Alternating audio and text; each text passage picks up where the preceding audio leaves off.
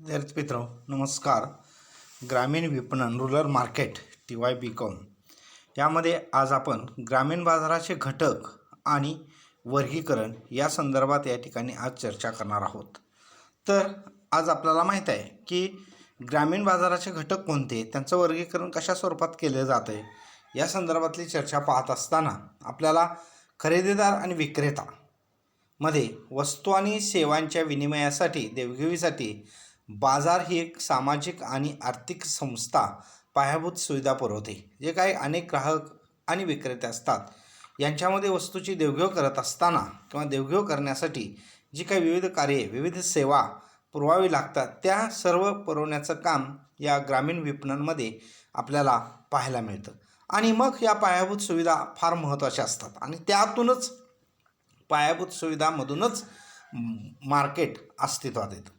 आता बाजाराचे घटक कोणते किंवा मार्केट अस्तित्वात येण्यासाठी कोणत्या घटकांची गरज आहे किंवा कोणते घटक आवश्यक असतात, यामध्ये दोन पक्ष आवश्यक असतात. दोन पक्ष आवश्यक म्हणजेच एक कोणीतरी विकणारा पाहिजे विक्रेता, आणि तो माल कोणीतरी घेणारा उपभोक्ता किंवा ग्राहक वर्ग असणं गरजेचं आहे.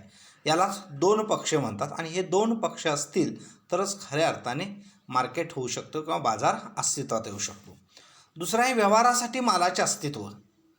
त्या ठिकाणी खरेदीदार आणि विक्रेता, ग्राहक आणि उपभोक्ता, या ग्राहक उपभोक्ता किंवा विक्रेता आणि ग्राहक उपभोक्ता यांच्यामध्ये देवघेव करण्यासाठी त्या ठिकाणी मालाचं अस्तित्व असणं गरजेचं. काहीतरी उत्पादन त्या ठिकाणी विक्रीसाठी आणणं गरजेचं आहे, तरच खऱ्या अर्थाने मार्केट अस्तित्वात येऊ शकेल किंवा अस्तित्वात आलेलं आपल्याला पाहायला मिळेल.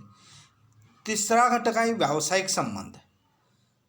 जे दोन घटक आहेत, जे दोन पक्ष आहेत, ते म्हणजे ग्राहक आणि विक्रेते यांच्यामध्ये सुसंवाद असायला पाहिजे. त्यांच्यामध्ये संवाद साधायला पाहिजे. त्यांच्यामध्ये खुली चर्चा होणं गरजेचं आहे आणि खुली चर्चा झाली, मुक्त चर्चा झाली तर खऱ्या अर्थाने तो मार्केट अतिशय चांगल्या पद्धतीनं अस्तित्वात येऊ शकतं किंवा त्या मार्केटचं अस्तित्व राहू शकतं. त्यानंतर आपण पाहिलं की व्यावसायिक संबंध त्या दोघांच्यामध्ये चांगलं असणं गरजेचंच आहे. चौथा घटक बाजाराचे ठिकाण निश्चिती. दोन पक्ष म्हणजे ग्राहक विक्रेते असणं गरजेचं आहे. व्यवहारासाठी काहीतरी विक्रीला माल येणं गरजेचं आहे, मालाचं अस्तित्व आहे. त्या दोघांच्यामध्ये ग्राहक आणि विक्रेते याच्यामध्ये व्यावसायिक संबंध असायला पाहिजेत. आणि या गोष्टींच्या बरोबरीनेच चौथा अतिशय महत्त्वाचा घटक म्हणजे बाजाराच्या ठिकाणाची निश्चिती. कुठं तुम्ही माल भरवणार, हे बाजारपेठ भरवणार, याचं ठिकाण निश्चित असणं गरजेचं आहे. तरच खऱ्या अर्थाने त्या ठिकाणी मार्केट जर माहीत झालं, ठिकाण माहीत झालं आणि ते प्रसिद्धी आलं तर लोक त्या ठिकाणी येतात, ग्राहकही येतात आणि विक्रेतेही त्या ठिकाणी आपला माल विकायला येतात. अशा पद्धतीनं बाजारासाठी आवश्यक असणारे हे 4 घटक महत्त्वाचे आहेत. पहिला घटक दोन पक्ष म्हणजे ग्राहक विक्रेते, दुसरं व्यवहारासाठी मालाचे अस्तित्व, तिसरंच व्यावसायिक संबंध ग्राहक आणि विक्रेत्यामध्ये, आणि चौथं एक ठिकाण, असं निश्चित ठिकाण, मध्यवर्ती ठिकाण असणं आवश्यक आहे. आता बाजाराचं वर्गीकरण. आता बाजाराचं वर्गीकरण करणं गरजेचं आहे आणि ते वर्गीकरण अनेक प्रकारे आपल्याला करता येते आणि या प्रकारावरून त्या बाजाराचं स्वरूप, त्याची निश्चिती किंवा बाजार कसा आहे, त्याला कोणत्या प्रकारचं नाव दिलं जातं, याही संदर्भात चर्चा घडू शकते. त्या ठिकाणी पहिलं आहे की व्याप्त क्षेत्राच्या आधारावर, व्याप्त क्षेत्र कसं आहे, बाजाराचं व्यापार क्षेत्र किंवा व्याप्त क्षेत्र कसं आहे याच्या आधारावर वर्गीकरण केलं जातं. यामध्ये 4 प्रकार आहेत. एक स्थानिक बाजार, दुसरा प्रादेशिक बाजार, तिसरा राष्ट्रीय बाजार आणि चौथा आंतरराष्ट्रीय बाजार. पहिला बघूया स्थानिक बाजार. हा खेड्यात, ग्रामीण वस्तीच्या ठिकाणी, गावातच मालाची विक्री केली जाते. गावाच्या ठिकाणी एखादं मध्यवर्ती ठिकाण असतं, त्या ठिकाणी वाहतुकीची, दळणवळणाची साधनं असतात, घटक असतात आणि गावातील काही फिरते व्यापारी, छोटे छोटे व्यावसायिक, शेतकरी हे सर्व आपल्या मालाची खरेदी विक्री त्या गावाच्या ठिकाणीच करतात, त्या मध्यवर्तीच ठिकाणी करतात आणि गावातले लोक त्या ठिकाणी येऊन माल खरेदी करतात. आणि जो व्यापार आहे, स्थानिक बाजार आहे, तो त्या विशिष्ट गावापुरता किंवा त्या जवळपासच्या अगदी पायी चालत येणाऱ्या लोकांच्या करीत असणारा हा बाजार आहे आणि यालाच स्थानिक बाजार असं म्हणतात. पहिला. दुसरा पॉईंट आहे प्रादेशिक बाजार. प्रादेशिक एका विशिष्ट भागामध्ये हा असतो, प्रादेशिक असतो. त्या ठिकाणी घाऊक बाजारसुद्धा असतो प्रादेशिक पातळीवर, उत्पादन क्षेत्राच्या केंद्रस्थानी हा बाजार असतो. आता उदाहरणार्थ आपल्याला अनेक उदाहरणं सांगता येतील. फॉर एक्झाम्पल म्हटलं तर कोल्हापूरची गूळ बाजारपेठ ही एक प्रादेशिक बाजार आहे. सांगलीची हळद बाजारपेठ ही एक प्रादेशिक बाजारपेठ आहे. नाशिकची फळं बाजारपेठ, फुलांची बाजारपेठ, ह्या अशा अनेक उदाहरणं आपल्याला देता येतील. लालसगावची नाशिक कांदा द्राक्षाची बाजारपेठ ही त्या ठिकाणी एक विशिष्ट प्रदेशाची बाजारपेठ आहे. त्या ठिकाणी घाऊक विक्रेते, किरकोळ विक्रेते या ठिकाणी हजर असतात. त्याच्यानंतर आहे आपण जर पाहणार आहोत राष्ट्रीय बाजार. राष्ट्रीय बाजार हा त्या ठिकाणी खरेदी विक्री होते. संपूर्ण देशातील लोक त्या ठिकाणी आलेले असतात. संपूर्ण देशाचं मार्केट आहे ते राष्ट्रीय. आणि मग त्यामध्ये उपभोक्त्यांच्या उपभोगातील काही समान वस्तू असतात, समान दर्जाच्या वस्तू असतात, त्या ठिकाणी खरेदीसाठी लोक येतात. फॉर एक्झाम्पल म्हटलं तर कापड आहे, चहा आहे, दूरदर्शन संच आहेत, मोबाईल आहे, शीतपेय आहे, अशा अनेक गोष्टींची उदाहरण देतील की राष्ट्रीय पातळीवर, संपूर्ण राष्ट्रीय पातळीवरती मार्केट पाहायला मिळते. प्रत्येक राज्यामध्ये अशी मोठमोठी शहरं आहेत आणि त्या शहरामध्ये संपूर्ण प्रादेशिक राष्ट्रीय पातळीवरचा बाजार भरतो आणि हा बाजार फार मोठ्या प्रमाणात असतो. फार मोठी खरेदी विक्री त्या ठिकाणी होत असते आणि त्या ठिकाणी लोक येत असतात आणि मार्केट होत असतं. यालाच राष्ट्रीय बाजार असं म्हणतात. त्यातलाच व्याप्त क्षेत्राच्या आधारावर म्हटलं तर आंतरराष्ट्रीय बाजार, याला जागतिक बाजार असं म्हणतात की जगाच्या दृष्टिकोनातून सगळ्या संपूर्ण जगातील व्यापारी या ठिकाणी येतात आणि त्या ठिकाणी मार्केट भरतं आणि त्यालाच आंतरराष्ट्रीय बाजारपेठ म्हणतात. त्या ठिकाणी आयात निर्यात होत राहते आणि महत्त्वाचे मध्यस्थ त्या ठिकाणी असतात. भारतातून काही निर्यात होणाऱ्या वस्तू असतात, भारत काही आयात करणाऱ्या वस्तू असतात. अशा जगातील अनेक देश अनेक आपापल्या गरजांची पूर्तता करण्यासाठी राष्ट्रीय आंतरराष्ट्रीय पातळीवरचा व्यापार त्या ठिकाणी होत राहतो. आणि उदाहरणार्थ या ठिकाणी चहा, कॉफी, मसाले, यंत्र, सोनं, चांदी अशा अनेक उदाहरणांच्या बाबतीत हा आंतरराष्ट्रीय बाजार आपल्याला पाहायला मिळतो. म्हणजेच बाजाराच्या वर्गीकरणामध्ये पहिला आहे व्यापार क्षेत्र व्याप्त क्षेत्राच्या आधारावर, यामध्ये एक स्थानिक बाजार, दुसरा आहे प्रादेशिक बाजार, तिसरा आहे राष्ट्रीय बाजार आणि चौथा आहे आंतरराष्ट्रीय बाजार.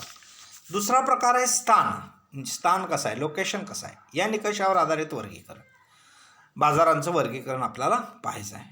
त्यामध्ये गावातला बाजार हा महत्त्वाचा आहे. या बाजारामध्ये मालाची विक्री गावातच होते. वाहतूक हा महत्त्वाचा घटक असतो. गावातलीच फिरते व्यापारी, सावकार गावातच खरेदी करतात. फळे, दूध, धान्य आणि गावातच असतं. हा स्थानिक बाजारासारखाच हा एक प्रकार आहे आणि ते एक विशिष्ट स्थान सर्वांना सोयीचं असावं. एक मध्यवर्ती सेंटरमधलं स्थान, मध्यवर्ती गाव की ज्या गावातून अनेक लोक येऊ शकतील, जाऊ शकतील, त्यांना सहज सुलभ होईल, वाहतूक साधनं उपलब्ध असतील, असं ठिकाण म्हणजे गावातला बाजार. या बाजारांच्या मध्ये काही उपप्रकार आहेत. त्यामध्ये एक प्राथमिक बाजार हा मध्यवर्ती गावामध्येच असतो, प्राथमिक बाजार. आणि त्या ठिकाणी शेतमाल खरेदी करण्यासाठी, जीवनावश्यक वस्तूंची खरेदी करण्यासाठी तिथं त्या ठिकाणी बाजारपेठ भरते किंवा बाजारपेठ असते. याच गावातील आठवडी बाजारही त्या ठिकाणी भरतो. व्यवहार करणारे शेतकरी, व्यापारी या ठिकाणी येतात. देशाच्या वेगवेगळ्या भागातून या ठिकाणी लोक आठवडे बाजारासाठी येतात आणि या बाजाराला मंडी या नावाने सुद्धा ओळखतात. यालाच प्राथमिक बाजार असं म्हणतात. याला मंडी किंवा मंडई असंही ग्रामीण भाषेमध्ये याला म्हटलं जातं. त्यामधला तिसरा प्रकार आहे घाऊक बाजार. मोठ्या प्रमाणात खरेदी विक्री शेतमालाची फार मोठ्या प्रमाणात होलसेल खरेदी विक्री होत राहते आणि त्या ठिकाणी ही मध्यवर्ती भूमिका घाऊक बाजार हे मध्यवर्ती भूमिका असते. आणि मग या घाऊक बाजाराचे परत दोन उपप्रकार पडतात. आणि त्या सर्वात जास्त त्या ठिकाणी व्यापाऱ्यांना धोकाही असतो. त्यामधला एक प्राथमिक घाऊक बाजार यामध्ये गावातून, ग्रामीण भागातून शेतमालाचं एकत्रीकरण केलं जातं सगळं आणि सगळं ते घाऊक व्यापारी, शेतकरी, किरकोळ व्यापाऱ्यांना ते विकलं जातं, एकत्रित करून विकलं जातं म्हणून त्याला प्राथमिक असं म्हणतात. आणि दुय्यम व्यापाऱ्यांना तो घाऊक स्वरूपात विक्री केली जाते. हा प्राथमिक घाऊक बाजार. दुसरा आहे दुय्यम घाऊक बाजार. या ठिकाणी सुद्धा आपल्याला पाहायला मिळतं की दुय्यम घाऊक बाजार हा जो दुय्यम घाऊक बाजार आहे की जिल्ह्याच्या ठिकाणी असतो. एक निर्यातीचं केंद्र असतं एका ठिकाणी किंवा रेल्वे जंक्शन असेल अशा ठिकाणी असतो. या ठिकाणी दुय्यम घाऊक व्यापाराची प्राथमिक घाऊक व्यापाऱ्याकडून मालाची खरेदी केली जाते आणि या ठिकाणी प्रचंड मालाचे एकत्रीकरण झालेलं असतं. प्रचंड माल एकत्र आलेला असतो आणि त्याचं एकत्रीकरण त्याचं वितरण या ठिकाणी केलं जातं आणि अशी ही बाजारपेठ असते. आणि या बाजारात विशेषीकृत विपणन संस्था कार्यरत असल्याचं आपल्याला पाहायला मिळतं. अनेक संस्था या दुय्यम घाऊक बाजारात आपल्याला दिसून येतात. त्यातलाच तिसरा प्रकार आहे अंतिम बाजार. हा बाजार मालाच्या अंतिम विनियोग करणारा बाजार असतो. माल, उपभोक्ता, निर्यात, प्रक्रिया करणारा या 3 घटकांना हा विकला जातो. आणि यांना माल विकल्यानंतर तो माल पुन्हा विपणनाच्या प्रक्रियेमध्ये भाग घेत नाही, म्हणजे पुन्हा त्या ठिकाणी अंतिमतः विकला जातो. त्या ठिकाणी कोणीही नसतं आणि हा बाजार असतो. हा सुसंघटित असतो. आधुनिक पद्धतीचा अवलंब केला जातो. या बाजारामध्ये वायदे बाजारसुद्धा अस्तित्वात असतो आणि हा अंतिम शेवटचा बाजारपेठ असल्याचं आपल्याला पाहायला मिळतं. त्याच्यानंतर एक प्रकार असा आहे की समुद्रकिनारी बाजार, विशेषतः किनारपट्टीच्या जवळ त्या ठिकाणी असणारे कोळी वसाहती यांच्या दृष्टिकोनातून हा बाजार असतो. त्या ठिकाणी काही वेळा आंतरराष्ट्रीय आयात निर्यातही होत असते. व्यापारी असतात, बंदरावर येतात, मालाची आयात निर्यात खरेदी विक्री करतात. आणि भारतात त्याचं उदाहरण घ्यायचं झालं तर मुंबई आहे, मद्रास आहे, कोचीन आहे, कलकत्ता आहे, ही मोठी आंतरराष्ट्रीय किनाऱ्याची बंदरं आहेत आणि या समुद्रकिनाऱ्यावरच्या बंदरावरती हा बाजार फार मोठ्या प्रमाणात सुरू असतो.